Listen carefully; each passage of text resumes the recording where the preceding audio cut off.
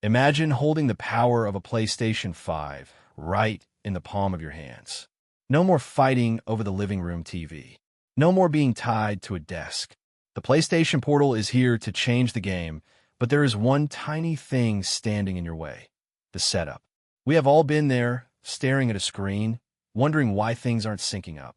If you want to jump into your favorite games without the headache of manual typing and error messages, you need to master the QR code pairing system. This isn't just a setup guide. This is your ultimate roadmap to unlocking the full potential of your handheld experience.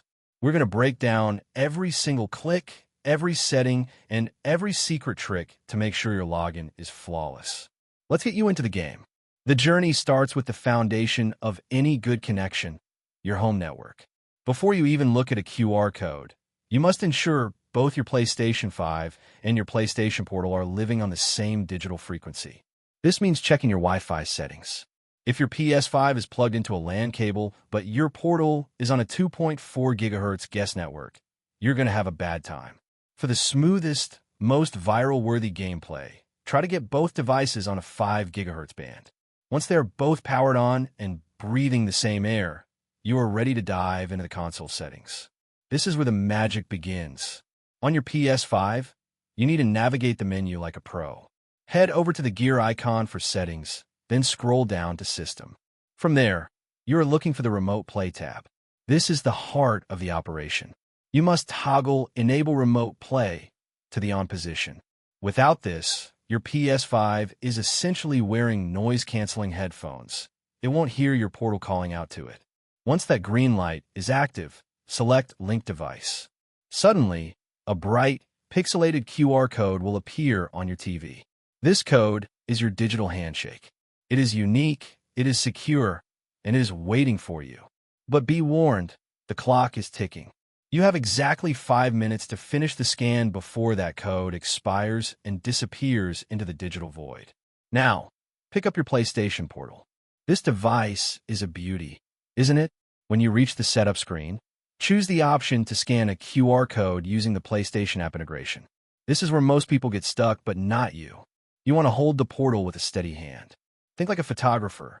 You need enough light in the room so the camera can actually see the patterns on the TV, but avoid having a lamp directly behind you, creating a glare on the screen. If the camera can't see the code, it can't read the code.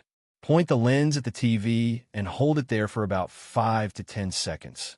It feels like a lifetime when you're excited to play, but patience is key here. When it clicks, the Portal will confirm the link, and you will feel that satisfying sense of progress. Sometimes, even with the best intentions, technology gets stubborn. If that QR code isn't scanning, don't throw your Portal on the couch just yet. The first thing to check is your firmware. Sony is constantly pushing out small updates to fix handshake issues between these two devices. Make sure your PS5 system software is fully updated and that your Portal has been given a moment to download its own latest patches. If it still fails, use the God mode of tech support. The restart. Turn off the PS5 completely. Don't just use rest mode, and reboot the Portal. This clears out any temporary cache errors that might be blocking the pairing. Once you're back up and running, try the scan again. It works almost every time on the second pass. Once the pairing is done, you aren't quite at the finish line. You still need to log into your PlayStation Network account. This is where security meets convenience. You will need to enter your email and password. Now, if you are a smart gamer, you have two-factor authentication enabled.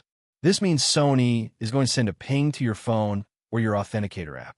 Keep your smartphone right next to you during this process. As soon as you hit login on the Portal, check your phone, tap, approve, and watch as the Portal finally syncs up with your entire library of games. It is a beautiful sight to see your PS5 dashboard mirrored on that gorgeous 8-inch screen for the first time.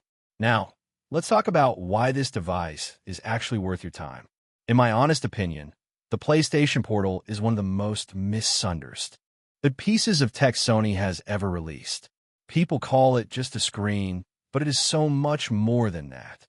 It is the ergonomics of a DualSense controller split in half and wrapped around a high-definition display. The haptic feedback is there. The adaptive triggers are there. When you're playing a game like Astro's Playroom or God of War, you aren't losing any of the immersion that makes the PS5 great. It's perfect for parents who want to play while the kids watch cartoons, or for anyone who just wants to lie in bed and grind out some levels before sleep. If you have the Wi-Fi speed to back it up, the latency is almost unnoticeable. It is a premium experience for a niche but dedicated audience. To wrap this all up, setting up your PlayStation Portal doesn't have to be a chore. By using the QR code method, ensuring your firmware is updated, and keeping your network stable, you can go from unboxing to gaming in less than 10 minutes. It is all about following the steps and staying patient with the hardware. Once you're in, the world of remote play is your oyster. You can roam your house, sit on the porch, or hide away in your room, all while your PS5 does the heavy lifting in the other room. It's the future of home handheld gaming, and now you are officially part of it. If you liked the video, subscribe to the channel, share the video with your fellow gamers who are struggling with their setup, and hit the bell icon so you never miss a deep dive into the world of PlayStation.